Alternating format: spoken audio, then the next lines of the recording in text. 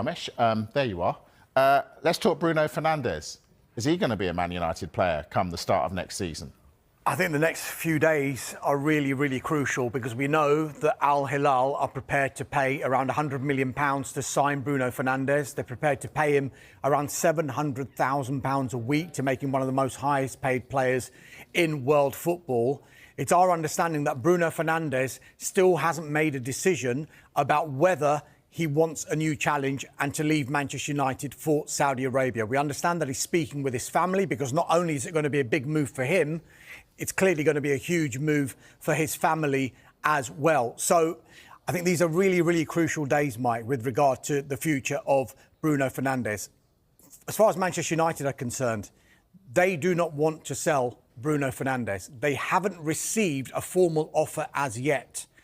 And I'm told that they will only consider any kind of offer for Bruno Fernandes if, of course, an offer comes in, but if Bruno Fernandes makes it clear to them and communicates to them that he does indeed want to seek a new challenge. So that is a situation that Bruno Fernandes and Manchester United find themselves in at the moment.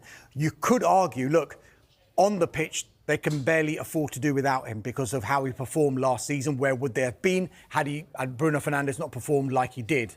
But then off the pitch, you kind of have to ask yourself the question, can they afford not to accept a bid that is worth around £100 million for someone who's going to be 31 in September? He's got 2 years left on his contract at Manchester United. He signed it quite recently. It runs until 2027. United clearly don't want to sell, but if Bruno Fernandes makes noises, I want to see what they've got to say, see what they offer, then Manchester United will then weigh it up. It's a really interesting one. As is Antony's situation. Is he coming back to United? Well, by the terms of his contract, at the moment, he is. He had a really good spell at Real Betis, scored 9 goals in 24 starts for them at the back end of last season. It was a straight loan move from Manchester United to Real Betis. I'm told that lines of communication between Manchester United and Betis remain open over a potential deal. However, Manchester United would want to do a permanent deal for Antony if they are to let him go, over doing another loan move for Antony.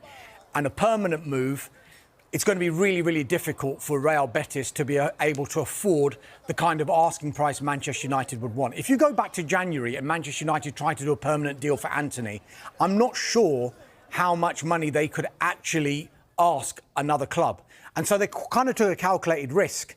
They thought, right, if we can send him to La Liga, maybe that pace of football would suit Antony, and it did. It might raise his value. So now he's come back to Manchester United with probably a higher value than he did back in January. Now, the other alternative, I'm sure there'll be other suitors for Antony. There'll be other clubs who will come in for him simply because of how he performed for Betis, is an unlikely scenario, but still a possible one, because he's still a Manchester United player.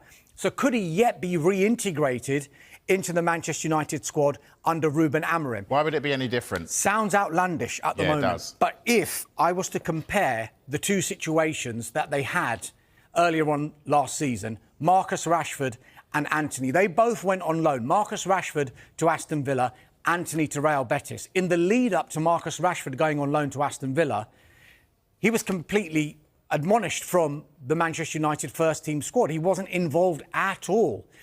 If you look at Antony's situation, since Ruben Amorim took over, and from the first game that he took over at Portman Road against Ipswich back in November, up until the point that Antony left on loan for Real Betis, Antony was involved in every single one of Ruben Amorim's squads, bar one. So you can see that Ruben Amorim might have seen something. Didn't play much, though, did he, Darmesh? He didn't. But the fact of the matter is he was still being involved in the squad, and he was still coming off the bench in some of these matches as well. Didn't get the amount of game time that Ruben Amorim would have wanted to give him, or Antony himself would have wanted.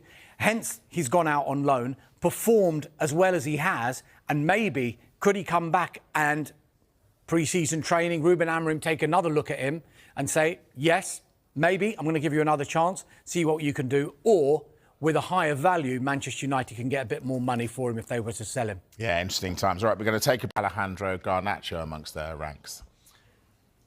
I'm not sure if they're going to make another move for him at the moment. We know there's a strong possibility that he could leave Manchester United this summer. We also know for a fact that Chelsea were very interested in signing him last January. So I think it's a possibility. And obviously there's lines of communications open between the two clubs. The two clubs have very good relations at senior levels. They need to sort out the future of Jadon Sancho as well. So he is a player who has been a Chelsea target. I'm not sure, I don't have any information at the moment that they've made a move for him before the Club World Cup starts. OK, so United seemingly have a decision to make on Garnacho, along with a host of other players. Now, the winger has cut a pretty unhappy figure in recent weeks, especially when he discovered he wasn't starting in the Europa League final in Bilbao. His overall season saw him play the same number of games as the season before, but score a goal fewer and record 2 fewer assists. And we know he ended the campaign out of the team and none too happy about it.